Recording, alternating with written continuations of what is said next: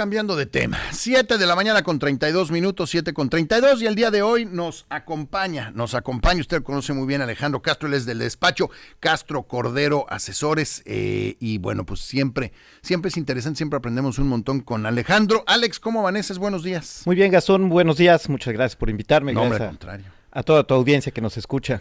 Sí, muchísimas gracias. Oye, Alex, a ver, platícanos, llegó la nueva ministra a la Suprema Corte de Justicia, pasó lo que se había dicho que iba a pasar, el presidente sabía perfectamente bien por dónde se iban a ir las cosas y terminó eligiendo a la hermana de Martí Batres como nueva ministra, allá en la Suprema Corte de Justicia.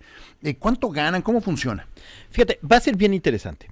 Yo creo que para entender qué es la Suprema Corte de Justicia de la Nación, qué hace, cuánto gana, habría que contestar algunas preguntas, ¿no? Primero, ¿cuál sería la labor de la Suprema Corte? Si la Suprema Corte puede interpretar la Constitución, que eso es importante. Ese es su trabajo, ¿no? Ese es su trabajo. Okay. A mí me llama la atención, ¿y por qué por qué habría que contestar esta pregunta? Porque el señor presidente y muchos del partido oficial critican que la Suprema Corte interpreta la Constitución. Sí, o sea, pues eso es lo Pero ese es su trabajo. Es como decir, oye, el cirujano nos quejamos porque está operando gente. ¿Por qué opera? ¿Por qué opera? Sí, bueno, pero pues también poco entienden. Ese es su trabajo, ¿no? Y otra de las cosas importantes es, la Suprema Corte puede declarar inconstitucional la Constitución, algunas reformas de la Constitución. Yo supongo que sí. Es interesante. Para entenderlo, habría que entender, primero, que la Suprema Corte forma parte del Poder Judicial. Sí. Y que el Poder Judicial viene de la integración del Estado. Recordemos que el Estado tiene 3 elementos, ¿no? Territorio, población y gobierno. Okay. No hay ningún Estado, bueno, solo hay uno, que no tiene territorio, población y gobierno. ¿Cuál? La Orden de Malta no tiene territorio. Madre, okay. Un día podemos platicar de eso. Es muy interesante. interesante este país, pero bueno, país sí, no tiene territorio, pero tiene relación con 104 países, tiene sedes diplomáticas con 104 países. Algún día habría que platicarlo, ¿no? Okay. Bueno, hay muchos tipos de gobierno, el de nosotros es democrático. De ahí sale el que el Poder Supremo radica en 3 entes. Ok. El Poder Judicial, el Legislativo y el Ejecutivo. Okay. Cuando se dice que el señor presidente ocupa la máxima autoridad del país, eso es una mentira, eso es totalmente equivocado. Quien lo dice verdaderamente ignora su forma de gobierno. Lo republicano de nuestro país. Lo republicano lo ignora. Ahora, ¿la Constitución puede declararse inconstitucional? Pues un artículo puede, ¿no? Más que inconstitucional, recordemos que la Constitución solo se puede reformar y adicionar. No podemos quitar artículos como tal. ¿No se pueden borrar artículos? No, la propia Constitución dice que la Constitución se reforma y se modifica. No sabía. Okay. Pero no podemos quitar, que sería derogar sí, claro, y si no yo hubiera ¿no? intentado quitar algo, pero bueno. Lo interesante es que si el día de mañana quieren quitar el derecho a la educación, lo que viene son tratados internacionales. Entonces, que están por arriba de la Constitución, o al mismo rango, al mismo nivel, ¿no? Pero lo que tenemos que atender es al mejor derecho hacia las personas. Sí. En 1918 hay una jurisprudencia de la Suprema Corte que dice: tú puedes hacer lo que quieras con la Constitución, para eso eres el Congreso Constituyente. ¿Qué era el Congreso Constituyente? El que creó la Constitución.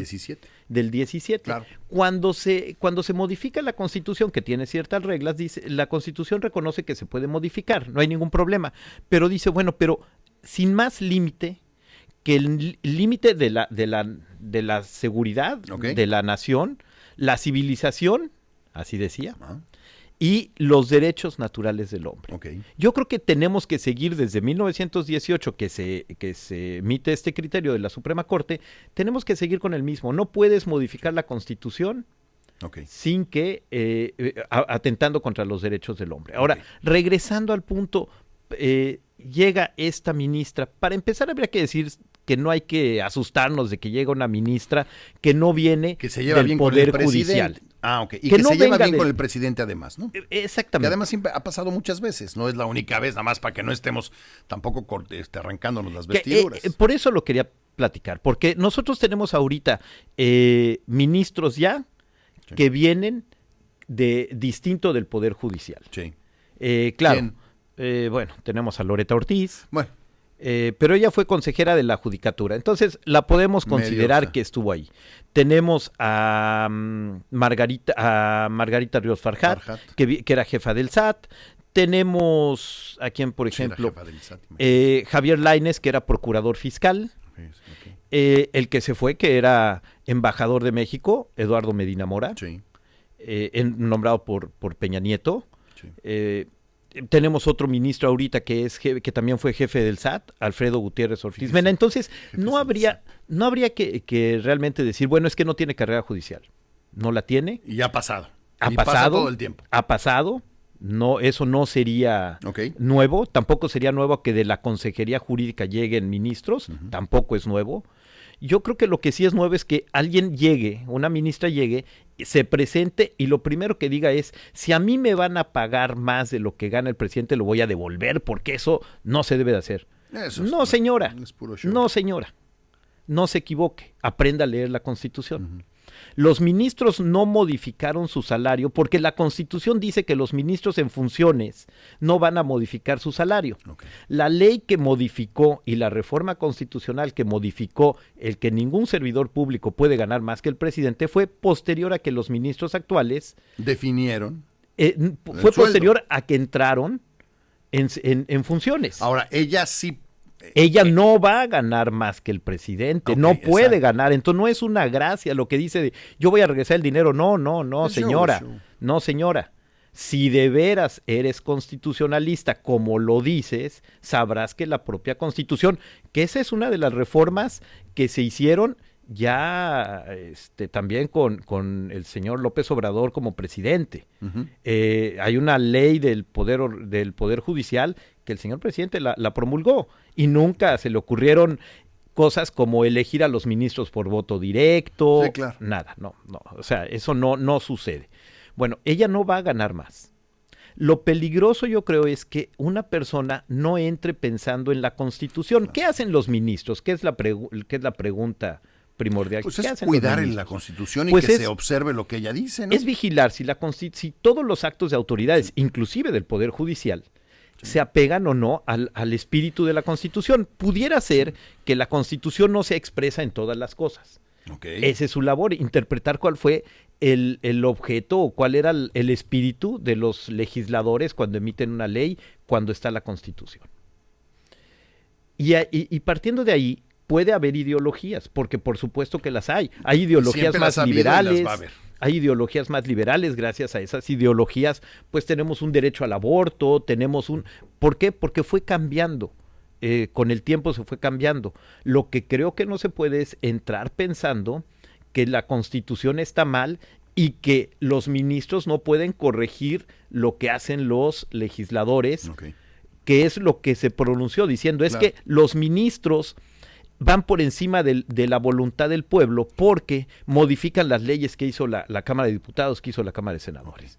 Eso es una aberración, eso es no tener un sentido constitucionalista, no ser una persona que viene a un puesto que está realmente hecho para interpretar la Constitución y revisar y corregir lo que se hizo mal del Poder Judicial y de las leyes. Que yo creo que es lo más importante, ¿no? Es el que cuiden que la Constitución se cumpla y que se vaya evolucionando, ¿no? Por supuesto, hay una evolución. Vemos la Constitución de 1917 y vemos la de hoy, no tiene mucho que ver realmente. ¿Tú nos podrías la próxima vez platicar cuántas veces hemos cambiado la Constitución? Claro, y es interesantísimo. Porque además muchos de nosotros, y digo, yo sé que usted que nos escucha y nos ve, sí, pero yo no sabía hasta hace relativamente poco que la Constitución es esa herramienta que nos protege de las autoridades, que nos protege del poder. Está ahí para protegernos a todos nosotros, ¿no? Y les dice a ellos qué hacer. Es bien interesante. Cuando uno entra a la universidad, le dicen a uno, bueno, es que la Constitución está dividida en dos. La parte orgánica, que es todo lo que establece la estructura de gobierno, la orgánica, y la dogmática, que son todos los derechos que tenemos. Y entonces te dicen, bueno, a partir de tal artículo es orgánica y hasta tal artículo es dogmática. Pero cuando uno lo empieza a revisar, vemos que eso ya evolucionó, porque es un derecho que tienen todas las personas, que las leyes se hagan conforme dice la ley. Sí. Y eso no está en la parte dogmática. Entonces, eso lo que quiere decir es que va evolucionando el estudio del derecho y va evolucionando el derecho. Y de ahí empiezas a ver... Y la Suprema Corte tiene que estar pendiente de eso. Pues es la que muchas veces lo va reconociendo. Y de ahí muchas modificaciones a la Constitución, inclusive... Y llega el momento en que diga, ¿sabes qué? Ya le metimos tanta mano a la Constitución que mejor hacemos otra. ¿Puede pasar eso? Yo creo que en México no. Bueno, en Chile ya ve lo que está pasando en Chile, ya van quién sabe cuántas vueltas y simplemente no se puede. Pero la Constitución de Chile era muy interesante, ¿eh?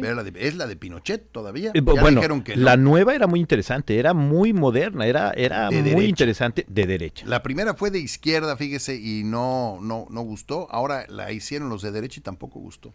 Y era interesante, era muy moderna, traía cosas interesantes. Eso está interesante. Era algo importante. Yo creo que en México no vamos a cambiar la Constitución. Nada más le vamos a seguir metiendo mal. Por el texto constitucional. Porque el texto constitucional es que la Constitución se modifica o se adiciona. No desaparece. No desaparecen. Es que mal haría una Constitución en nacer diciendo, y el día que quieran me cambian, ¿no? Bueno, tampoco creo que sería muy bueno alguien que llegue llegue diciendo voy a quitar la Constitución, hacer una nueva. El día que no les guste. En México, ¿no? Yo creo que toda la historia, cómo se gesta la Constitución, cómo viene... ¿no? Es muy complicado el pensar en cambiar una Constitución. Bueno, le costó la vida a Venustiano Carranza, con eso lo digo todo. Pero... No, bueno, y con las reformas que tenemos de la Constitución, hemos hecho creo que 10 constituciones ya. La próxima vez platicamos de eso. Revisemos eso porque creo que es muy interesante. Claro Sobre todo sí. Para que usted y yo entendamos mejor nuestra Constitución. Es bien importante que la entendamos. Alex, como siempre, muchísimas gracias. Gracias a ti, gracias a Telesur que nos permite estar aquí. Ahí lo tienes, Alejandro Castro, ¿dónde te pueden escribir? Alejandro.castroc, es alejandro.castroc@outlook.com, si no me falla la memoria, ¿no? Ahí hay correo, contestaré por cualquier cosa que necesite.